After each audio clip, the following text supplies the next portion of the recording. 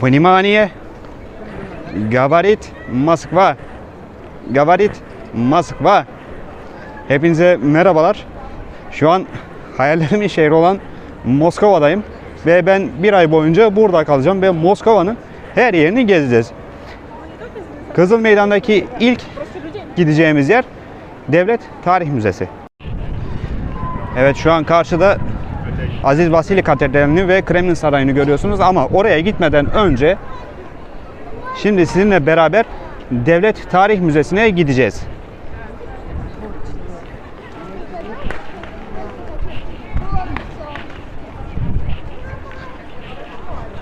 Girişi burası.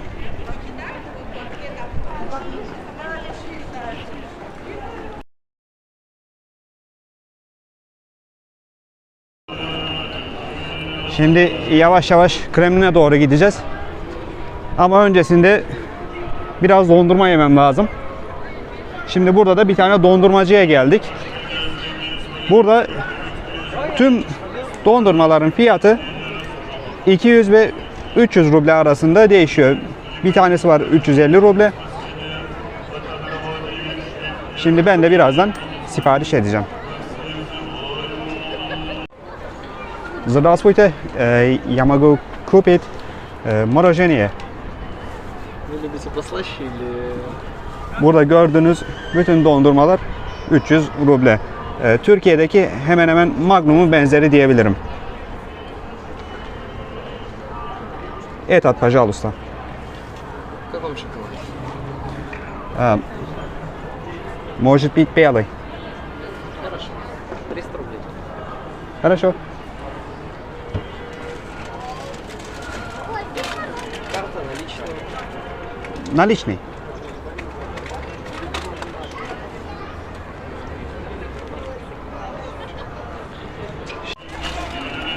Ve şimdi dondurmamız hazırlanıyor.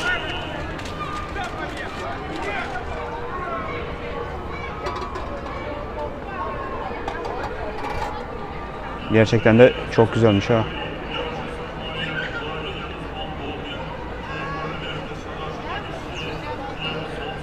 Bu görmüş olduğunuz dondurmanın fiyatı 300 ruble. Большое спасибо. С легкой работы.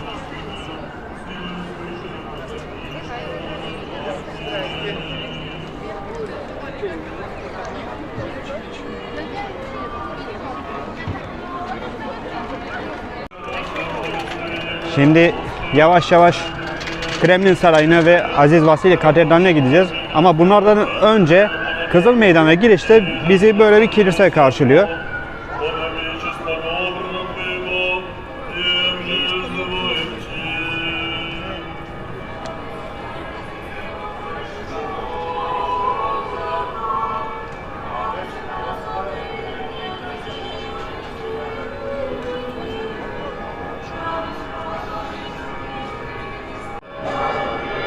Birazdan tam karşımızda Aziz Vasili Katedrali yer alacak.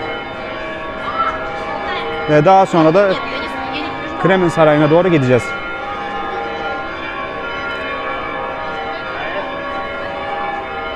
Gerçekten çok heyecanlıyım. Çünkü hayallerimin şehrindeyim. Hayallerimin şehrindeyim. Meydanın hemen sol tarafında burada GUM AVM'yi görüyorsunuz. GUM AVM Rusya'nın ilk AVM'si. Bu arada Aziz Vasili Katedrali ile alakalı şunları söylemek istiyorum. Burası Kremlin Sarayı ile çok sık karıştırılıyor. Katedral ilk Rus çarı Korkunç İvan tarafından zaferleri kutlamak amacıyla yapıldı. Bu katedralde görmüş olduğunuz 8 tane kule Korkunç İvan döneminde kazanılan 8 tane zaferi temsil ediyor. Ve bir rivayete göre bu katedral İtalyan bir mimarın tasarımı. Daha sonra mimar böyle bir yapıyı tekrar yapmaması için gözleri kör ediliyor arkadaşlar. Böyle de ilginç bir rivayet var.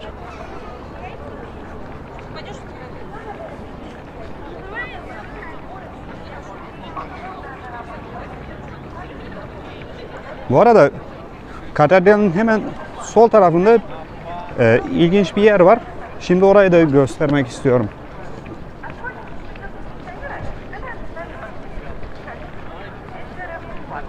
Обзорная автобусная экскурсия по Москве. Присоединяйтесь к нашей группе.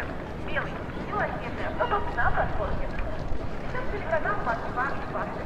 Под имя движения приедете до поезда доверху.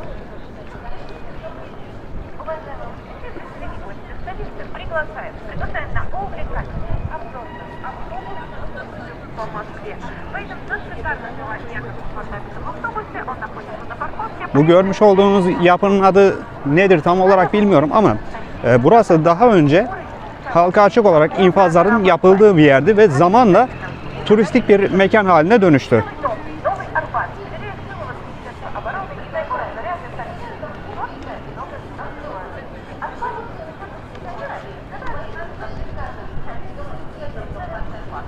Обзорная автостанция по Москве. Автобус на платформе. Сейчас телеканал Москва 24. Под имя движения приедете до поезда.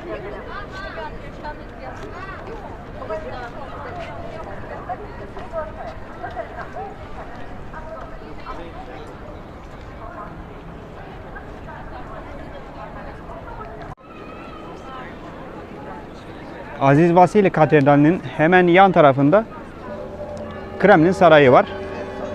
Şu anda gördüğünüz küp şeklindeki yapıda Lenin'in mozolesi. Ancak şu an Kremlin mezarlığı kapalı olduğu için yarın bu mezarlığı sizlere anlatacağım.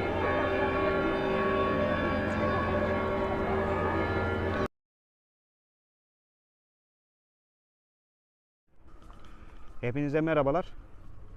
Kremlin mezarlığına geldik. Burada stabilizatörle çekim yapmama izin vermedikleri için yine bu videoyu elimle çekiyorum. Dolayısıyla videoda titremeler olacak. Bunun için hepinizden özür dilerim.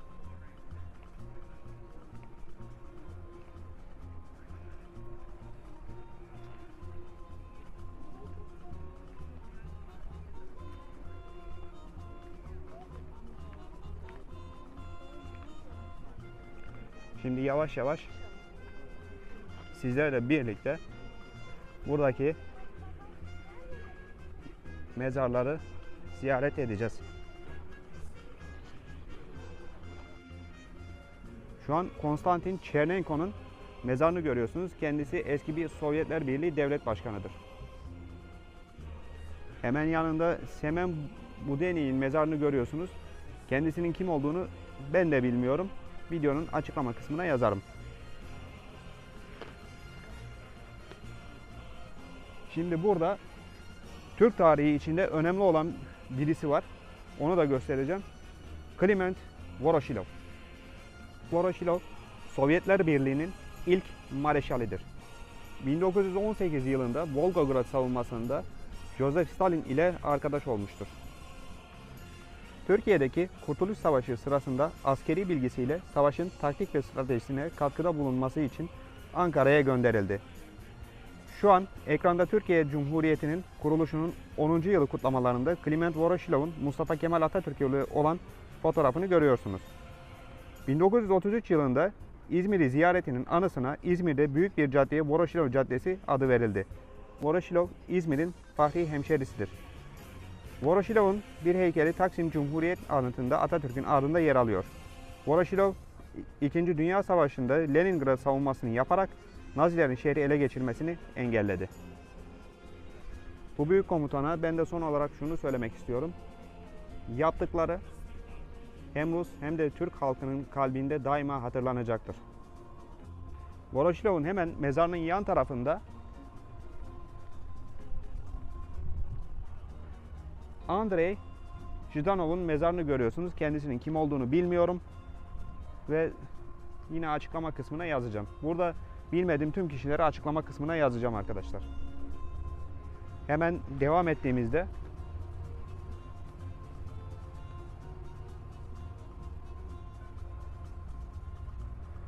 burada Mihail Frunze'nin mezarını görüyorsunuz. Bunun da kim olduğunu bilmiyorum. Açıklama kısmına yazacağım. Hepinizin merakla beklediği o kişiyi en sona bıraktım.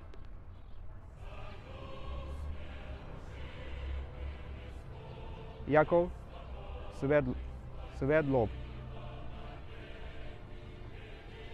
Kim olduğunu yine bilmediğim bir kişi.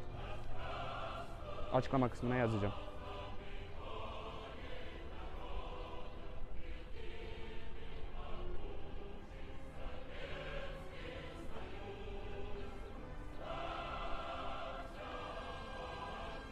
Burada Sovyetler Birliği'nin eski devlet başkanı olan Leonid Brejnev'in mezarını görüyorsunuz.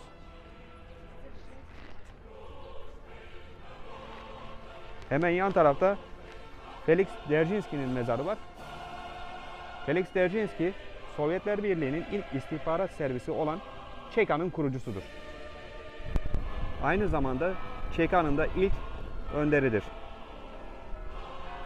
Müsamaha göstermeyen sert tavırlarıyla dikkat çekmiş ve devrimci politikanın güçlenmesinde önemli bir rol oynamıştır. Hemen yan tarafta Yuri Andropov'un mezarını görüyorsunuz.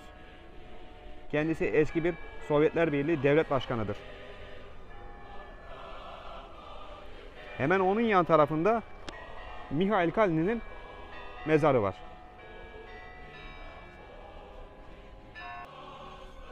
Mikhail Kalnin, Sovyet bir devlet adamı ve Joseph Stalin'in yakın çalışma arkadaşıdır. Ayrıca Kaliningrad şehrine onun adı verilmiştir. Kalnin'in yan tarafında herkesin tanıdığı bir isim olan Joseph Stalin'in mezarı var.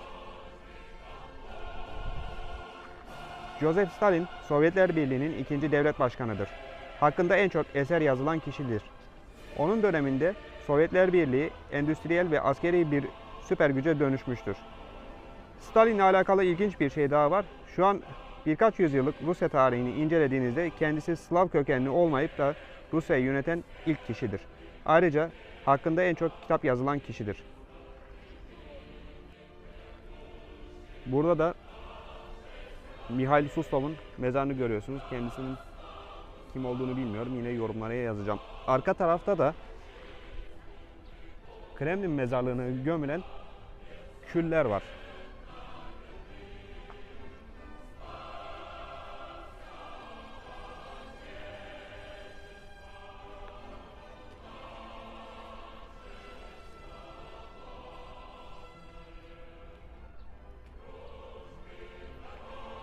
Aynı zamanda Kremlin mezarlığına gömülen yabancı kişiler de var. Birazdan size onlara da göstereceğim. Yani külleri Kremlin duvarında olan yabancı kişiler de var.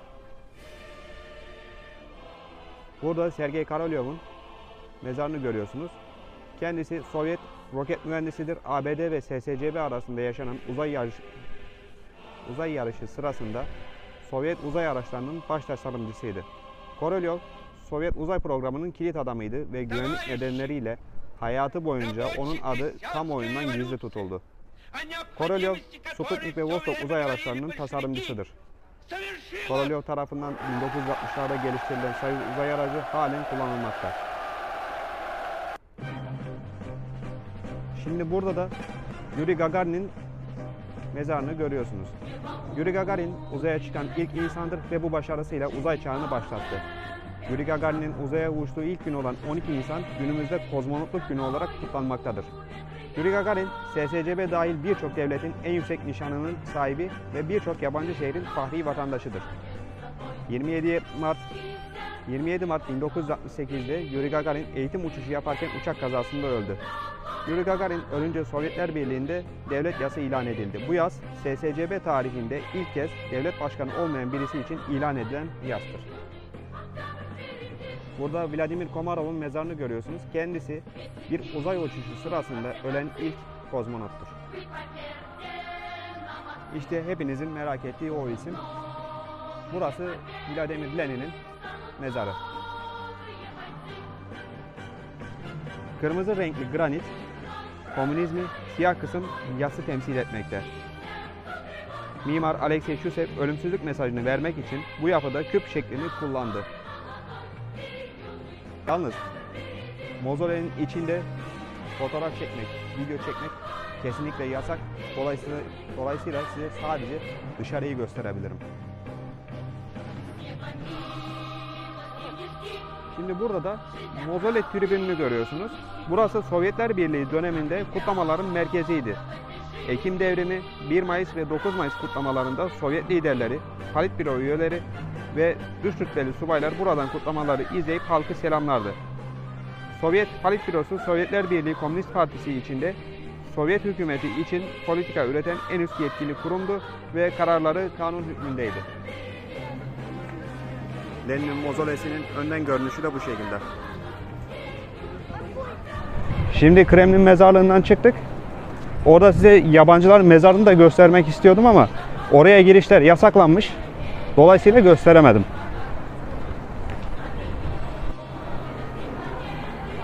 Şimdi de ola ki burada acıktığınızda size McDonald's'ı nasıl bulabileceğinizi göstereceğim. Kremlin'in hemen yakınında McDonald's var. Şimdi birazdan oraya gideceğiz.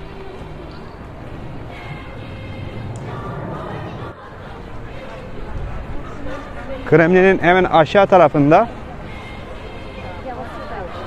Vukosno i Toçka var. Birazdan size şimdi amblemini göstereceğim.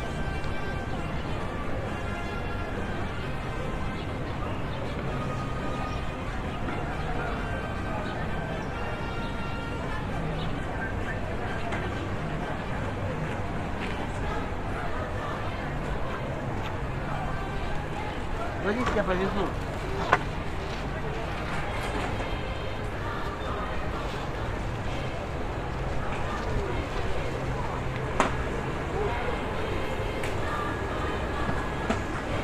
Şimdi Vukosno i Toçka isimli yere geldik. Evet. Bu görmüş olduğunuz arkadaşlar McDonald's. Yaptırımlardan dolayı sadece amblemi değişti. Lezzetinden veya kalitesinden herhangi bir ödün vermedi. Bunu burada belirtmek istiyorum. Yanında da çok güzel bir manzara var. Şimdi göstereceğim.